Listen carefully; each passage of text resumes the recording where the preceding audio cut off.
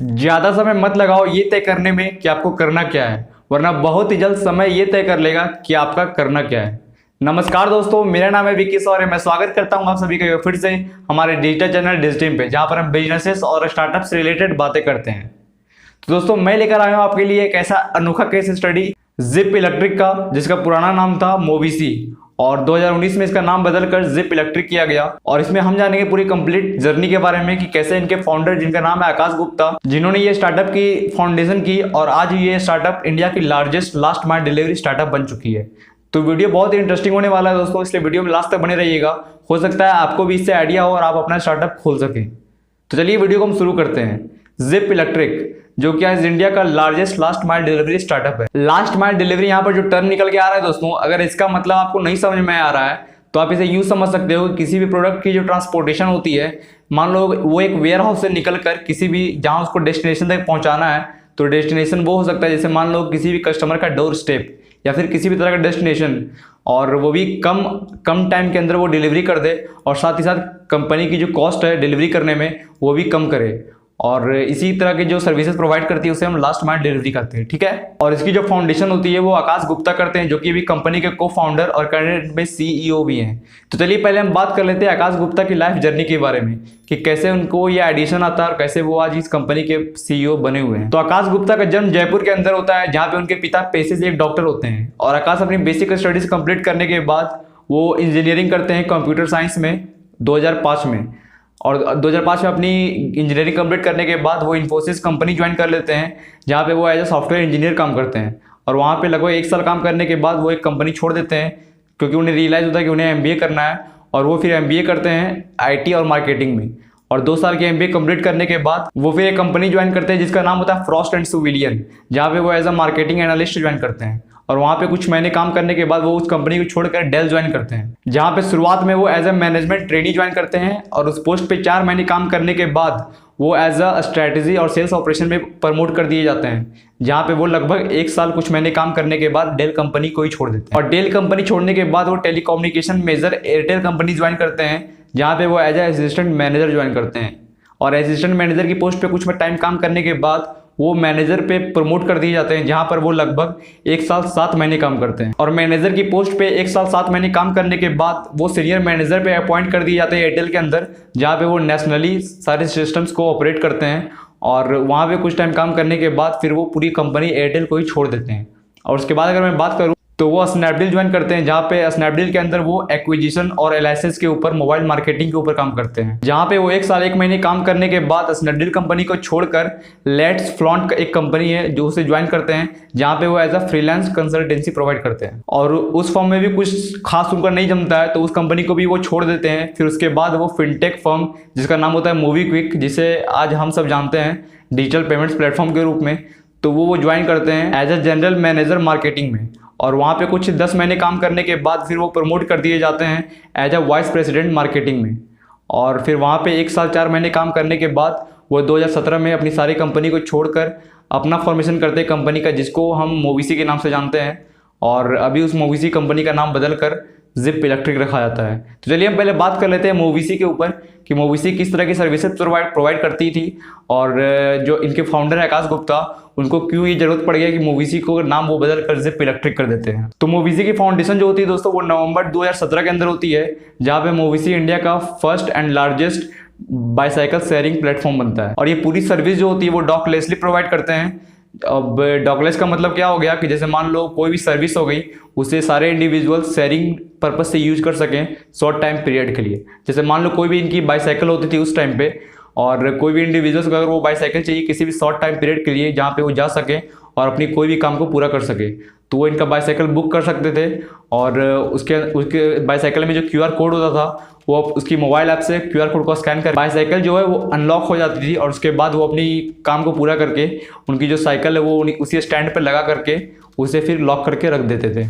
तो इससे देखा जाए तो उनकी जो रिवोल्यूशनरी जो तरीका था उनका इको फ्रेंडली बनाने का पूरे इन्वायरमेंट को, वो तो बहुत अच्छा चल रहा था। तो मोविसी उस समय जो अपना सर्विस प्रोवाइड कर रही थी वो काफ़ी इको फ्रेंडली तो थी, और साथ ही साथ लोगों की हेल्थ में भी काफ़ी अच्छा कॉन्ट्रीब्यूशन दे रही थी। जैसे कि अगर हम बात करें तो आजकल की जो व्हीकल्स हैं जो पेट्रोल और डीजल से चलते हैं, उसमें तो आप डायरेक्ट चलते हो, लेकिन बैठ बैठ के उसमें चला जाता है, उसमें कोई मेहनत नहीं लगती है। लेकिन वही अगर बात करें साइकिल से के ऊपर, बाईसाइकिल जो कि होते हैं उसे पैडल से मारा जाता है, तो वो काफ़ी आपके हेल्थ के लिए अच्छा भी होता है।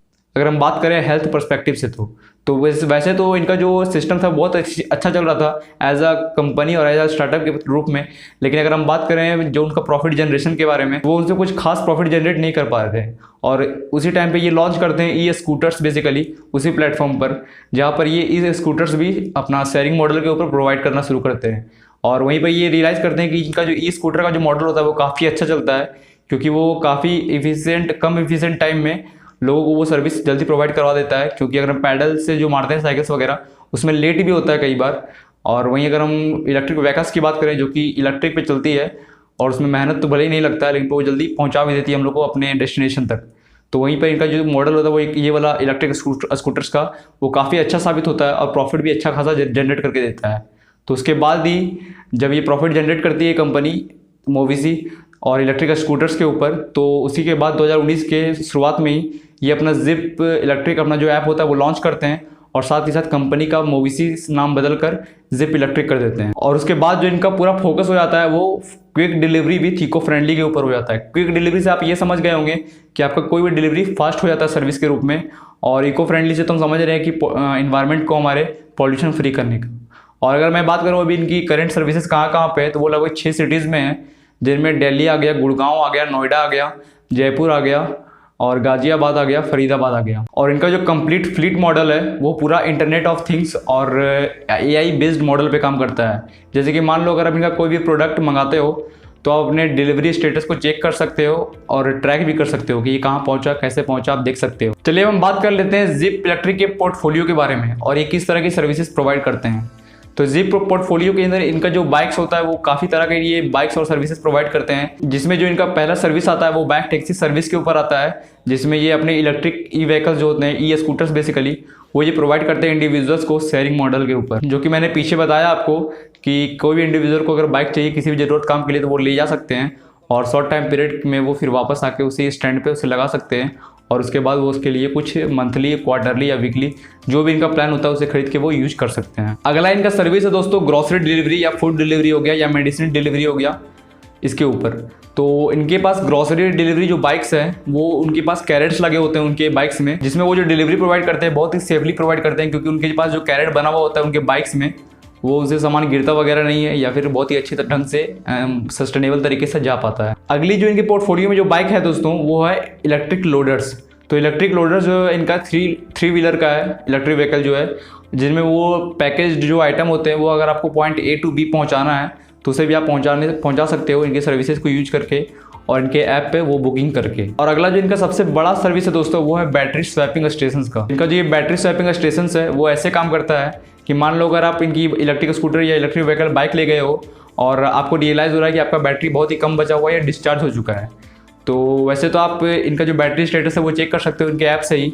और अगर मैं बात करूं अगर आपको ये कम लगता है तो आप इनके स्टेशन पे जा करके बैटरी रिप्लेस कर सकते हो, या फिर अगर आपके पास टाइम होता है तो आप उसे चार्ज भी कर सकते हो। तो इस तरह से जो इनका सर्विस होता है दोस्तों वो बहुत ही फाड़ होता है, क्योंकि अगर मैं बात करूं तो ये एक ही छत के नीचे अपनी सारी सर्विसेज को रखते हैं। जैसे कि इलेक्ट्रिक व्हीकल्स तो इनके हुए ही, और साथ ही साथ इन्होंने कई जगहों पे अपने स्वैपिंग स्टेशन भी बना चुके हैं जिनमें वो चार्ज और बैटरी रिप्लेस करके भी देते हैं। क्योंकि क्या होता है कि जब बहुत सारे स्टार्टअप्स नए नए स्टार्ट होते हैं तो काफ़ी सर्विसेज को आउटसोर्स करते हैं, जिनसे उनका कॉस्ट जो है बहुत ज़्यादा बढ़ जाता है और फिर वो लो मार्जिन पे ऑपरेट करने लगते हैं, जिससे कई बार स्टार्टअप डूब जाती है या फिर आगे नहीं बढ़ पाती है, ग्रोथ पे नहीं जा पाती ज़्यादा। तो इनका जो ये मॉडल है कि ये सारे इलेक्ट्रिक व्हीकल्स तो प्रोवाइड करते ही हैं और साथ ही साथ इनका स्वैपिंग स्टेशन जो है वो भी खुद का है। तो इस तरह से इनका जो कॉस्ट है काफ़ी रिड्यूस हो जाता है कंपनी का, और ये काफ़ी अच्छा प्रॉफिट मार्जिन पे ऑपरेट कर पाते हैं अपनी स्टार्टअप को। अब अगर हम बात करें इनके टोटल फंडिंग के ऊपर, तो इन्होंने जो फंडिंग उठा रखी है अभी तक वो लगभग 30 से 35 करोड़ तक की है। और वहीं पे इनका अगर वैल्यूएशन की बात करें तो वैल्यूएशन का तो कोई खुलासा नहीं हुआ है वैसे दोस्तों, लेकिन अगर हम अंदाजा लगाएं तो इनकी वैल्यूएशन लगभग 200 करोड़ तक की हो सकती है या फिर उससे पार तक की हो सकती है। और अगर हम बात करें जीप फ्लीट्स की कि इनके पास कितने सारे इलेक्ट्रिक व्हीकल्स हैं, तो वो है लगभग 1500, और वो इसे आगे फ्यूचर में बढ़ाने की सोच रहे हैं। जिसमें कि मैंने आपको बताया था कि अगर आप मेरे पीछे की बिजनेस न्यूज़ और स्टार्टअप न्यूज़ फॉलो करते होगे जो कि मैं डेली बेसिस पे डालता हूँ, तो उसमें मैंने बताया था कि ये अपनी सर्विसेज अभी हैदराबाद में भी लॉन्च कर रहे हैं, जहाँ पर ये 100 इलेक्ट्रिक व्हीकल्स लॉन्च कर चुके हैं, और साथ ही साथ उन्होंने वहाँ पे 20 स्वैपिंग स्टेशन भी लॉन्च किए हैं। और वहीं पर अगर हम बात करें इनके पास कितने डिलीवरी एग्जीक्यूटिव्स हैं जिन्हें ये जिप पायलट के नाम से जानते हैं, तो उनके पास अभी जो जिप पायलट है लगभग 1000 है। वहीं पर अगर हम बात करें इनके मर्चेंट पार्टनर्स की, जो कि इनके कस्टमर के आसपास के बाजू वाले जो दुकान होते हैं वो होते हैं, तो उनके पास जो मर्चेंट पार्टनर्स है अभी वो लगभग 300 हैं। और चूंकि मैंने पीछे बताया आपको कि एक स्टार्टअप जो है कार्बन इमिशंस के ऊपर पूरी अच्छे से काम कर रही है और इंडियन इन्वायरमेंट को पॉल्यूशन फ्री करने का भी काम कर रही है, तो अभी तक ये जो पूरी कार्बन इमिशंस किए हैं वो लगभग 25 लाख केजी तक का है।